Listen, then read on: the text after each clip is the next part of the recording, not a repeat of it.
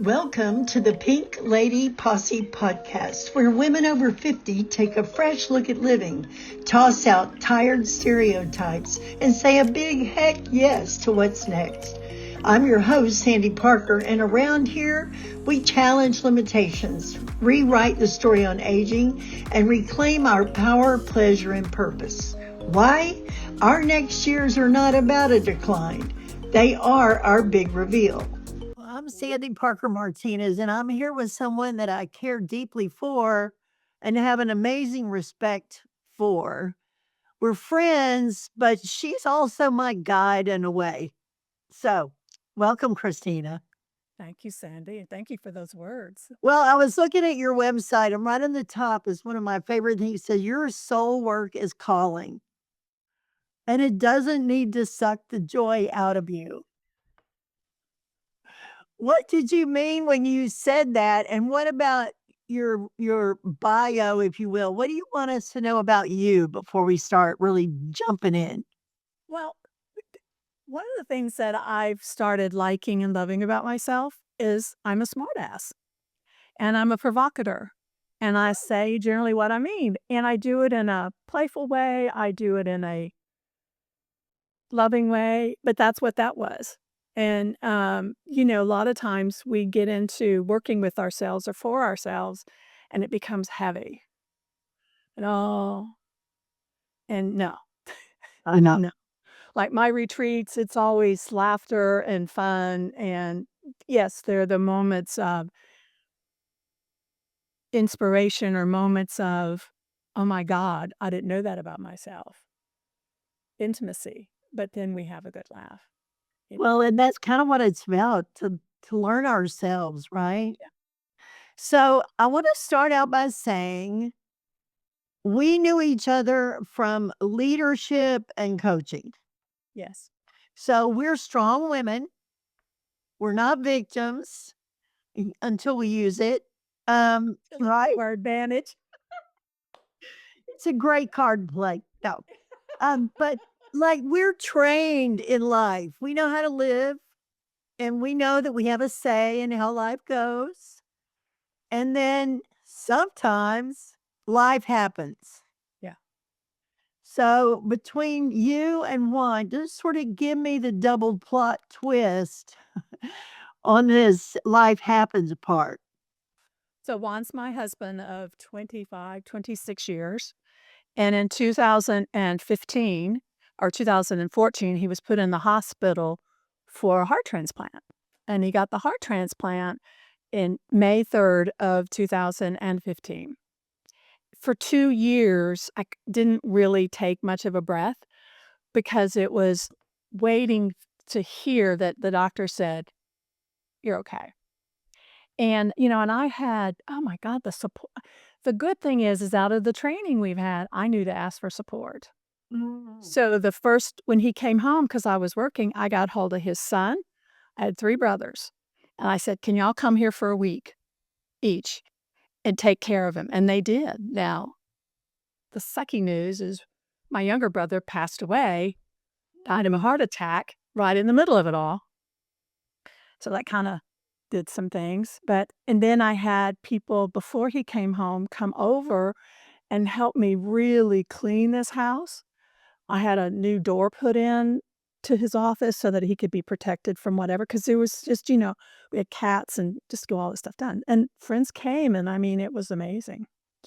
And then in 2023, I had a mammogram, and there was a lump. And when I went to the the lady who, what are they called, radiologist, whatever, she said, "It's the C word." I said, "Nah, it's not." She said, "You want to bet?" I said, "Yeah, I bet it's not." Well, she was right. I was. So my oncologist, she said, "Oh, there's a scale of 1 to 25 and then 26 to 100. And this particular lump was in the 1 to 25. She said, we may or may not do chemo and you'll only have to do 1 week of radiation." Cool. And then I'll be honest, I don't quite remember. I remember I was in Galveston with some people. I got a call and said, "You need to come in. My surgery was coming up. You need to come back. We found it." Like, "Where did you find it?" Then there was another lump, and they need to go in to have a biopsy. The most painful thing in the world. That one, totally different problem, and it was on the other side. So then all came in was the chemo and the radiation, and so and so the first thing you do is I had my port put in. The doctors were amazing. They're women. Yay. The one who did the pump sat there and prayed with me. Never had that happen. The Dr. Cairo, who is the oncologist, it's funny. She loves to cuss, which I love, so it was, and she spent 3 hours with us when we were there for the very first time.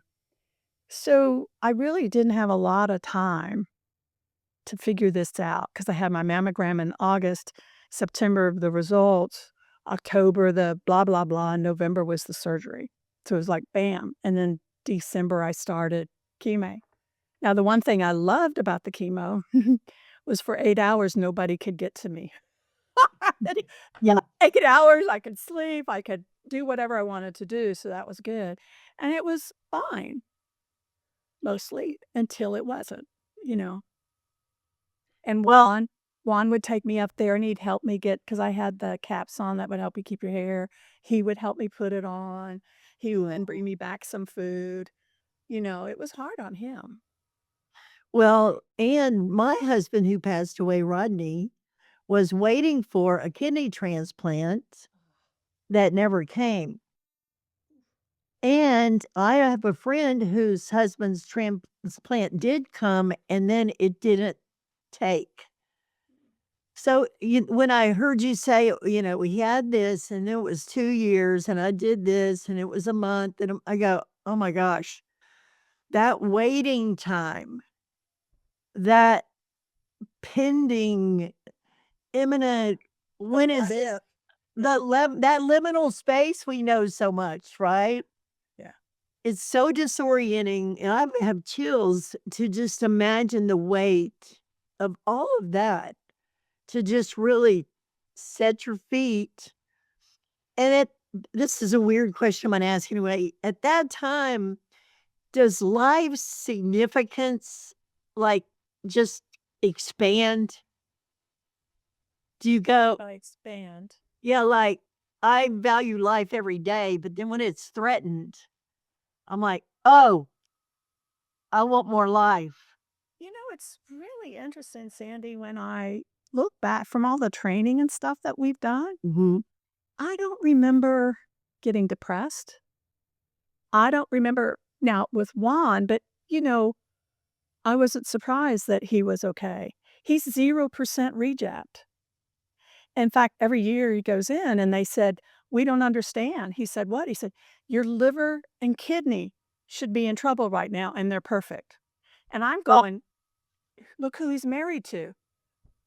Yeah. A healer." So it's like that. And then with mine, and actually it was the oncologist who explained it because, you're in the midst of it. And I developed anxiety after everything was over with. And I was talking to my oncologist. She said, "That makes sense." She said, "When you're in the chemo and you're in the radiation, you're at work." And she was right. My whole what I ate, I couldn't eat and da da da. And I couldn't at one point, I was so weak. Juan had to line up chairs to the bathroom. Also, it has something to hold on to. And so, but I was at work Mhm. doing what I needed to do to get this out of me. Mhm. And then the anxiety hit. She said, "So now you're dealing with the psychology of it." And Kind of the delayed trauma of it all. yeah, because I didn't have time for that. Even though I was just in there one day and I never stopped work. I worked 2 days a week at an interior design firm, and the owner, Julie McGar, went through this with her brothers. She was amazing with me, and I never stopped going to work. I didn't let it stop. I didn't stop doing courses I was doing, trainings I was doing. Um, I got to use it as excuses sometimes, like you said. But I bet. I just didn't let it. Well, it's interesting because I was working with you to support you on a book you were writing. Yeah. And at the time when you told me, and part of my interest is, okay, so what do I do for my friend, right? But I remember you said, let's just put it on hold because I'm going to be going through this.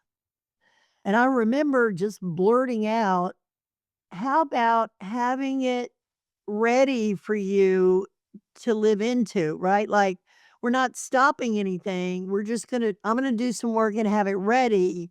So when you're done, it's here waiting for you. And then I remember thinking that might not have been the most compassionate thing to say. But at the time, I kept thinking I would want to have something to be planning ahead Well, beyond. the coaching I would give is that you ask her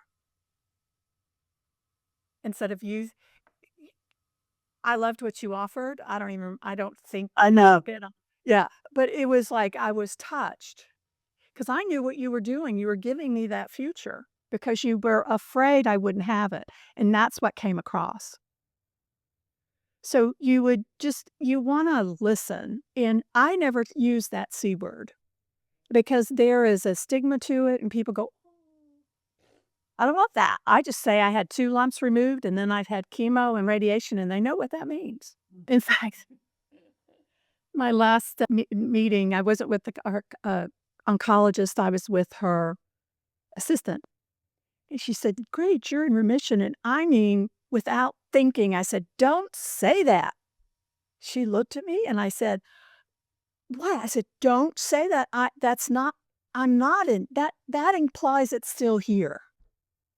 And we're making sure it's not." I said, "It's gone." And that's all I want to hear is it's gone. Don't use that other word. That's the whole languaging thing. Mhm. So here's the thing, Sandy. It's like you want to listen to what your friends need, and they may not want anything. And that's what you got to let them do because we all have our own path, right?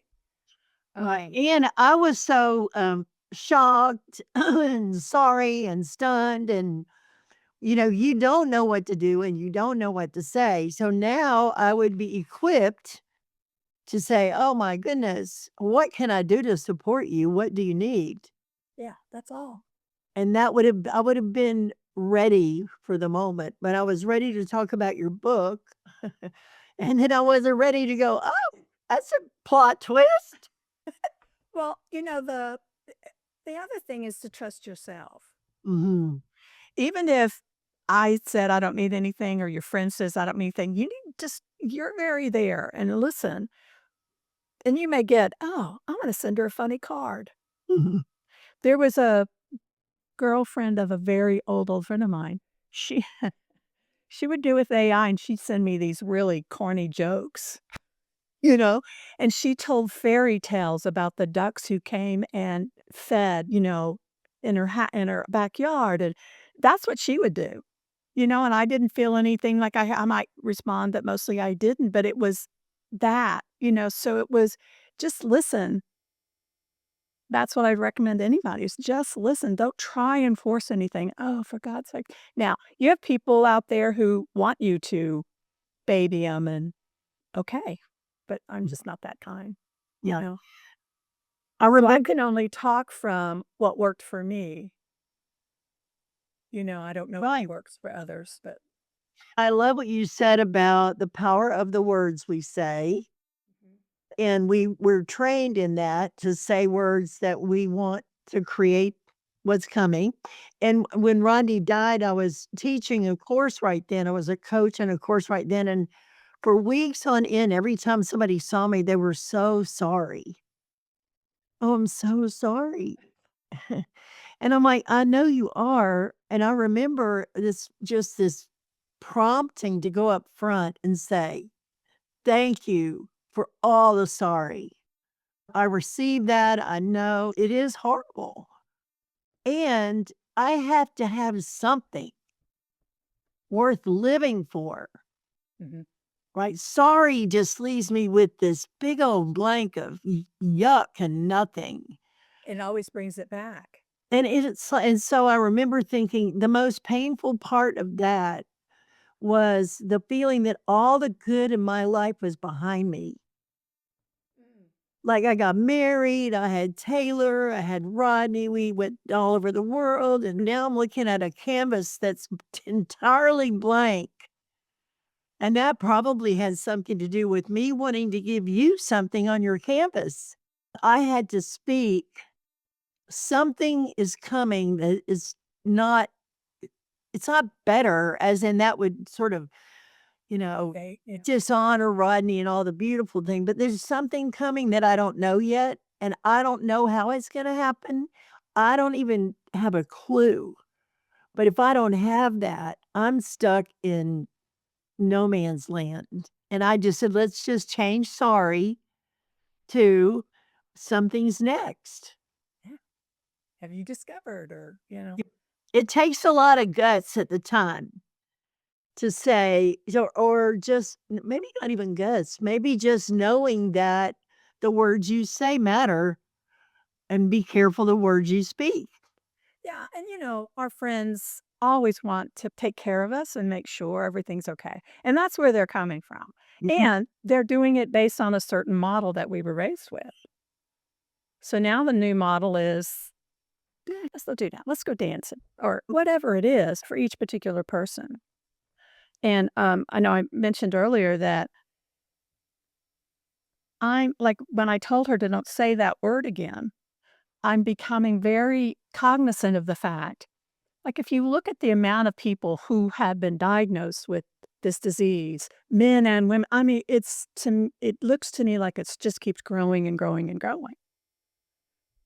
Is it because of all of a sudden there's something in our food? Is it whatever? But I believe I'm a law of attraction coach, and I believe we keep speaking in. It's on T-shirts, it's on commercials on TV, it's rallies, it's all that stuff, and I keep thinking, is there another way to rally people up but not use that word? And I haven't come to it yet, but one of the things we can do is to just stop saying that word. Mhm. Stop saying anything that would create something in the world that isn't indicative of who we are or the grace and the beauty that we are. Instead, we're doing things to not get sick. Guess what? And that applies to all kind of labels. I mean, when I say I'm a widow, that means a lot to me. Yeah. In fact, my daughters, they were like, Mom, widows in our family, they just stay widows. I'm like, oh, is that the roadmap I'm on? Yeah. No, I'm only 50, whatever it was, 65. I'm 69 now. And I just remember thinking, I got life ahead. But I think labels of any kind make it seem real. Like it materializes in our very words spoken. Yeah. Adds weight to it, adds energy to it. Yeah. And So, educates. I love one of the things we're aware of, and I don't know if I can say it, but I teach the people around me how I want them to treat me.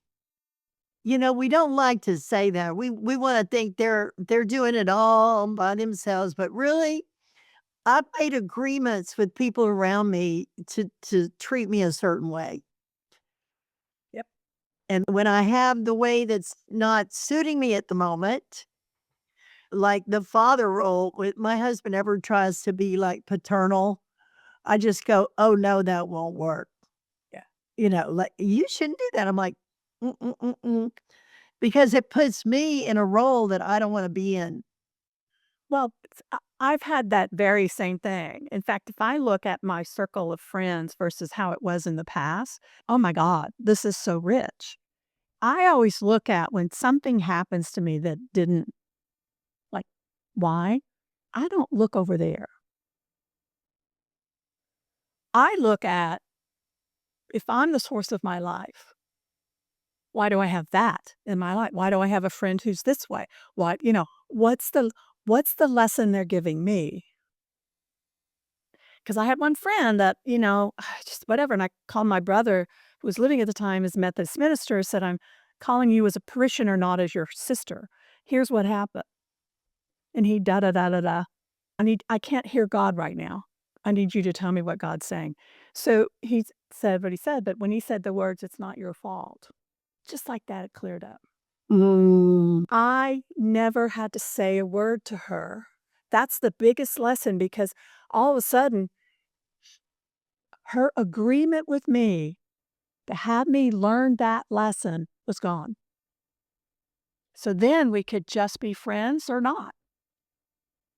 So, like, Juan's in my life to teach me something. You're in my life because there's some lesson for you to me or me to you. And, we stay and we move on and whatever. But I live in that possibility, and I haven't seen anything that contrasts it, that says no. But if I have somebody's being ugly to me, why am I letting that happen? Why did I want them to be that way? What's the lesson they're trying to get me to get? And the lesson may be, you know what? This doesn't work for me anymore. Adios.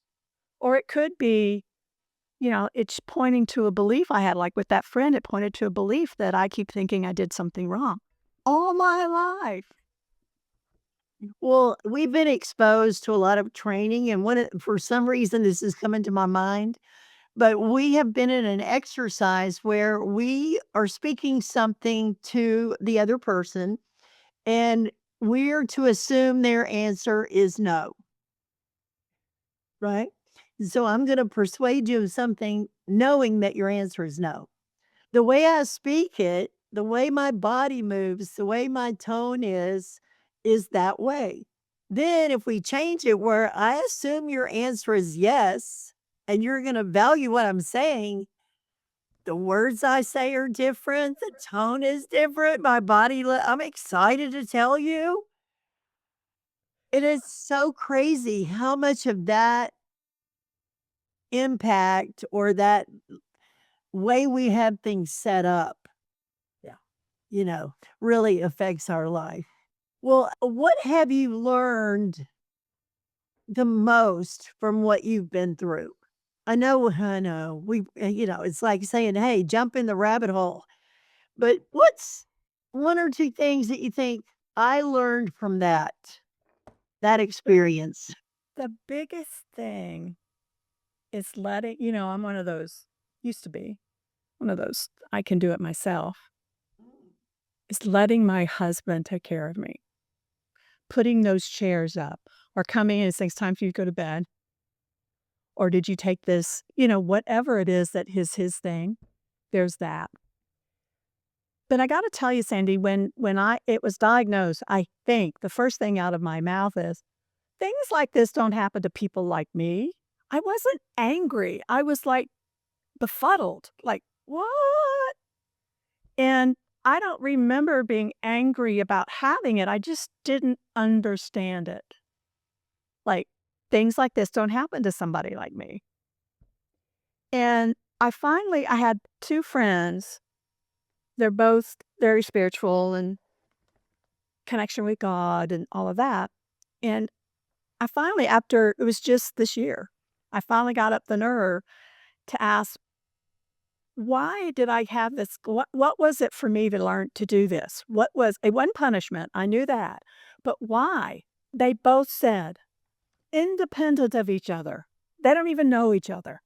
But when I heard the same thing from two different people, I went, I needed to go through this to be able to do what it is I came here to do.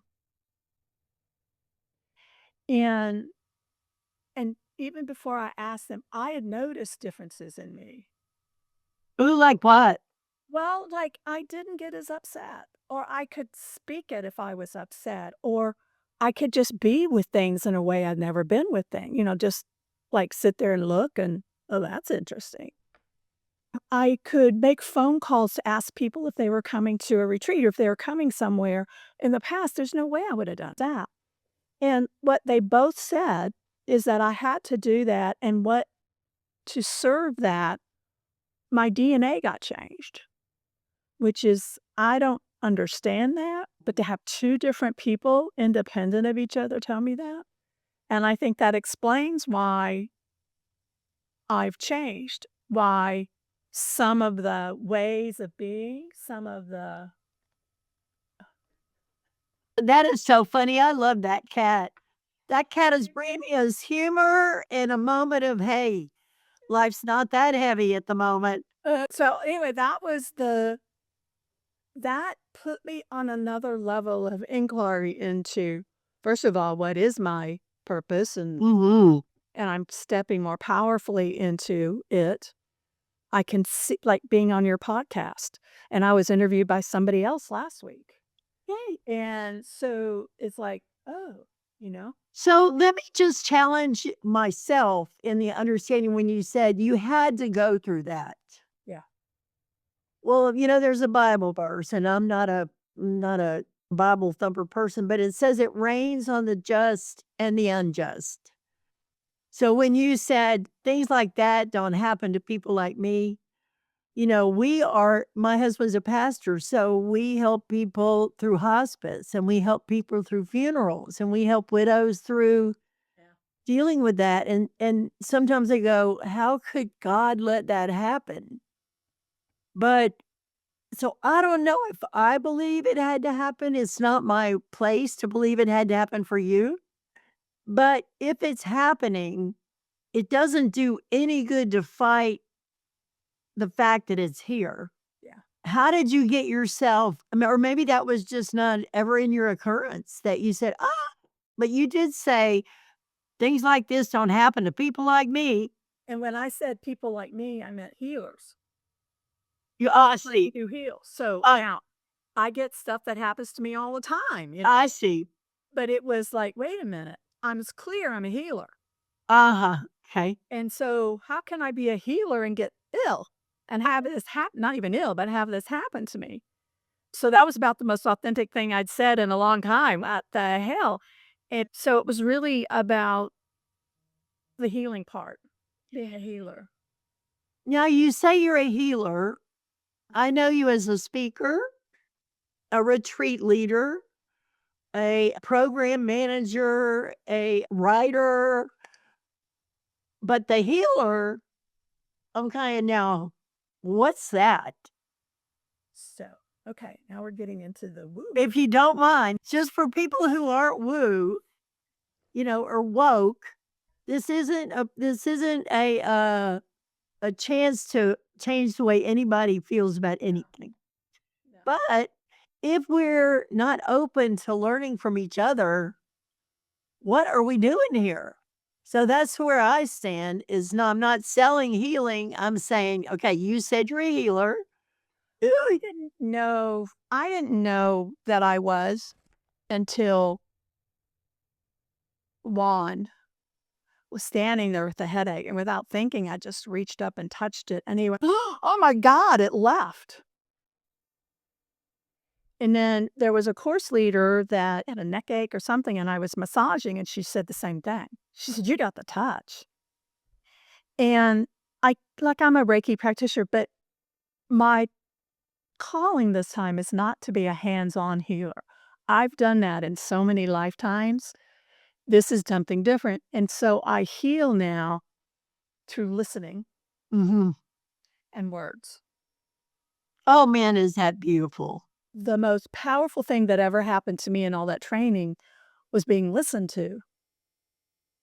I had a course leader who kept coaching me. It was making me pissed off. So finally I had a conversation. I said, I have a request. I am not a request to be coached.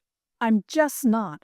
I've been doing this for 40 some odd years. I've been in this business longer than you have. I just want to be heard. Because sometimes coaching, for me, it indicates I don't know what I'm doing or there's something wrong with me. Whereas if, like right now, you're just listening, I can, and I know people do this, just in being heard. Sometimes I say things I'd never said before because that person over there is really listening, and it isn't like figuring out what am I going to say next. Right. Ooh, I want to tell her my experience. Yeah, I catch myself on that. So I'm here this time for healing through the word, through speaking. And it's interesting, in my family, my father and my 3 brothers were fabulous wordsmith. And I realized, "Oh, I have that ability." And Kent Glenn was a Methodist minister, so he had all these sermons. I am now a bachelor degreed, card-carrying, ordained minister. So I can use my words. So that's where I do the healing, and then there are times I touch people or who knows? It's just not on my mind. I remember begging God. God, in fact, there was a point in time where I said, "Okay, am I through with that? Can I now do what I'm used to, the touching and stuff?" Okay. But then I went back to, you know, I had a session one time. I'm in a lot of coaching circles, and I thought, I'm going to offer a listening session, where I'm just going to listen to you for 45 minutes, and then you're going to have the experience we have. And it was sort of a test, I thought, let's see what that's like. Well, this woman, I mean, from the minute I started listening to her, she just started crying. And then she kept talking, and I said, "Say more about that," and she would tell me more about that. And at the end, I said, "Okay, now that we've sort of been through it, will you do a little testimonial to just tell people what it was like? Like, is that a valuable experience?" And she goes, "She heard me. I've been seen. I'm known." I mean, this woman's heart was so open. Yeah. I love listening the pain out of people Yes. and giving them the chance to just get it out. Yeah. Now, I know you are crafty, not arts and craftsy, but crafty in terms of the way you listen, the perspective from which you're listening, and the soul work, the depth of listening that you bring allows people to heal, right? Allows the deeper parts to be expressed. And that's why you said we're going to have fun on a retreat. We're going to have a great time, and we're going to heal some, and we're going to be intimate, and we're going to know ourselves better. Yeah. What a beautiful opportunity is that? Yeah. So you have a retreat planned. I forgot the name of it, but it has something to do with dirt. I know. When I kept going, "Okay, God, what do you want me to call it?" And I heard these 4 words and I went, "What the heck?" Holy dirt and sacred fire.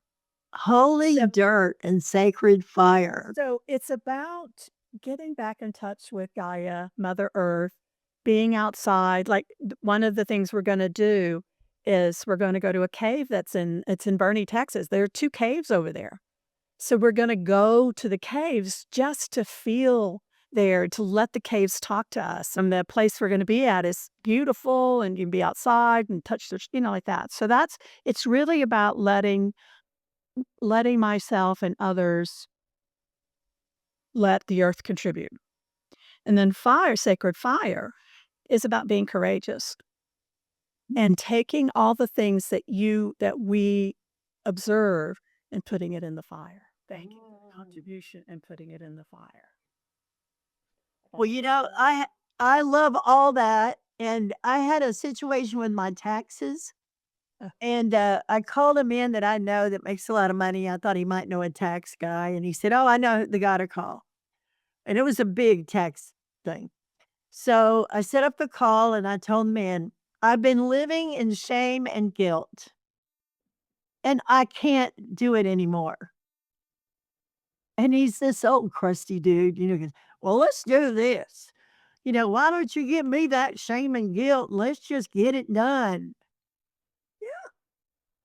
And when he said that, I was like, "It's gonna be okay." And I didn't know that but I remember just saying, "I've got to get this. It's just on me, this guilt and shame and disappointment and confusion." And, when Ronnie died, I didn't have the records, and I didn't keep his computer, which means I was like, I'm in a mell of a hess. And he said, "Well, give it to me. We'll get it done." I'm like, "Oh, man." Yeah. to have the opportunity to say, this still isn't healed. This is a new awareness that this is wanting to emerge, right? It's like an onion. We use that all the time, but it really is that, you get one thing. Like the big thing I got last year was it's more of the doing something wrong. But once I really let that go, the next thing that popped up is I don't have a say. You had 3 brothers and a father who had a temper, but I just didn't have a say. I was, back then, I don't have a say. So it's like, oh, so now I have, just seeing that. Man, how powerful is that? I can now, like, and I'll tell you, my husband, you know, always I have a say. Mm. And I'll go, "Would you do that?" He said, "Why don't you just ask me instead of trying to butter it up and stuff? Just say, hey, take the trash out.' Or, hey, you know, clean up this." I said, "Just say it. You don't need to go through all that." And How so beautiful. that's the newest thing I'm learning is I have a say, you know? I was on a podcast yesterday, and this woman, she was a PhD therapist type person, so she wanted to know about my family of origin. I'm like, "Oh boy, here we go." And and I said, "Well, my dad was a golf pro and he was gone. My mother was overworked, and my brother and I were in direct conflict.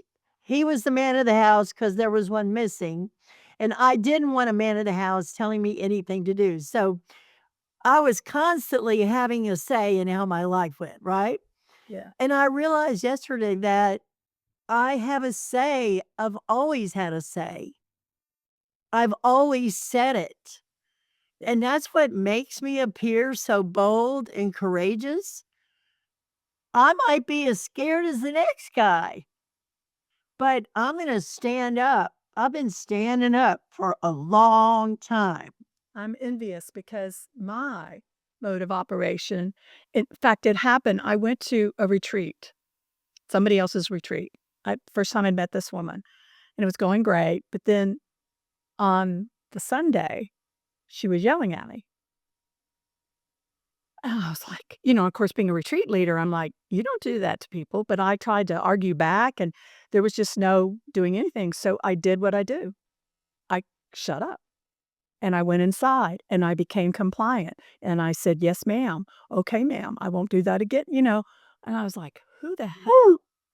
And the good thing is I called her later and we got it healed, because she said something about me being passive aggressive. I said, "No," I said, "I don't know why I did that, but you know what it was is you were out in the hallway and you were upset about something and I took on that energy. So me standing up to go to the back, I was just trying to get that energy off of me." And so I'm looking forward to the day when, in fact, that's what I said I want to heal for myself out of the retreat, is that I don't have a knee-jerk reaction to someone else's anger. That I can be in the face, like of her being, it would have been so amazing if I could have been in passive or just listening in the face of her anger. It could have been an amazing healing conversation, and it would have been an amazing lesson for her entourage who keeps letting her do this behavior over and over. And she's learned a lot. We talked one other time. Yeah.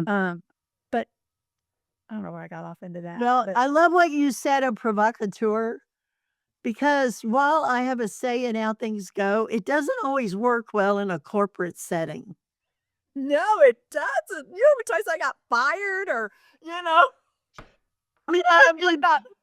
One boss came into a meeting, she'd been late to meeting, and she went, "Okay, what'd she do this time?" Because there was some energy or something, like, gotten pissed off or whatever, yeah. yeah, but the good thing is I know that I have the freedom.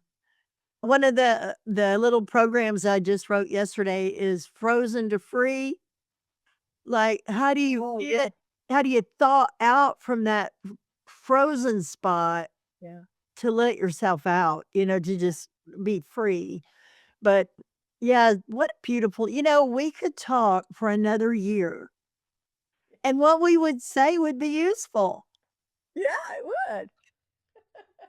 But I want to sort of bring it to a close with, if you could, and there is, first of all, an epidemic of loneliness.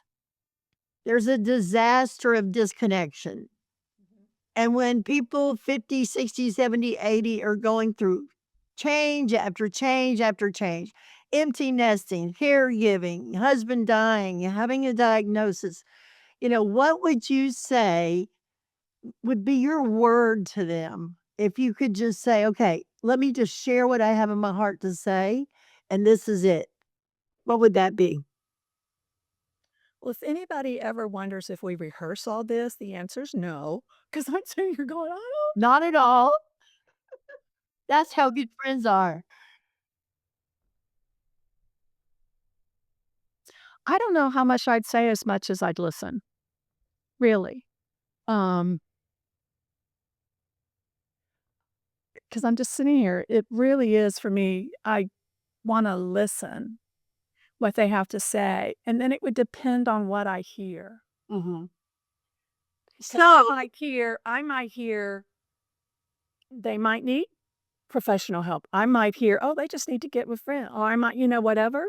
But if I haven't listened to what they think is going on or what they have for themselves, I'm guessing. Now, that's not true because we're all intuitive and there's something there. But what would you say to the lonely person that that is not accessible to you to hear? What would you say to a lonely person? do they like being lonely? I have a friend, she's happy being lonely. It's not lonely for her. She just spends a lot of time by herself and she's happy. So it would be a question of, well, because otherwise I'm assuming they want something different, right? But, I would want to know. The question would be, is this what you want? And give them a chance to really think. Okay, great. Then what do you see? What is it that you do want? If you don't want this kind of life, what do you want? Okay, great. How can we get you there? I prefer to not try and guess what people want. I always want to do the inquiry. That's why I'm called the Socratic intuitive. Yeah. I want to do that inquiry to ask them, you know, And if they oh, don't know what if they don't know what they want? oh, it'll get to it. I promise. I just say they do know. And So they're either afraid because in the past they've said what they wanted and got beat up or whatever, or I had a client one time, Sandy, it was interesting because there was something she wanted. And we'd have this conversation. Finally, I realized she really didn't want all that. She was being a brat. With, like I could see, I didn't say anything to her, but I could just see she's just being a brat right now and she's not interested in being supported. So I just backed off and we ended, we completed and everybody's okay. Sometimes people just don't wanna. Well, to me, that's where a posse comes in. Now, people have said, "That's such a Texan word." I'm like, "Okay, fine." But if I'm surrounded by people that will tell me the truth, or at least listen so the truth can come out, and then still love me anyway, that's the bomb diggity. Yeah, and it takes courage. That's why we were talking about the retreat and, "Oh, I don't know, no, no, no," and I said, "It takes courage to do Oh, this. I don't care how much work you've done, how much transformations you've gone through, how much insights you see, I don't care. There's always more." And I even wrote, I said, "Until I walk through walls or walk on water, that's when I'll know I'm enough. But until then." Yeah. I love that. Well, I'm starting a new program called Adjust Your Crown, and it's you're not broken, you don't need to be fixed, but you might want to adjust your crown a little, right? Yeah. And now all of a sudden I can't remember. Oh, yeah. So I was describing this to a coach, and I said, I really want women to be a posse for each other, to be a circle of trust. And she said, well, see if you can listen for a balance or create a balance between the push of discomfort and the pull of hope. Mm. Because until there's a push of discomfort, we don't act. Yeah. Right? But we don't act if there's not a pull of hope. Yeah. People don't go, I'm destroyed and I've got nowhere to go. They'd rather just sit on it.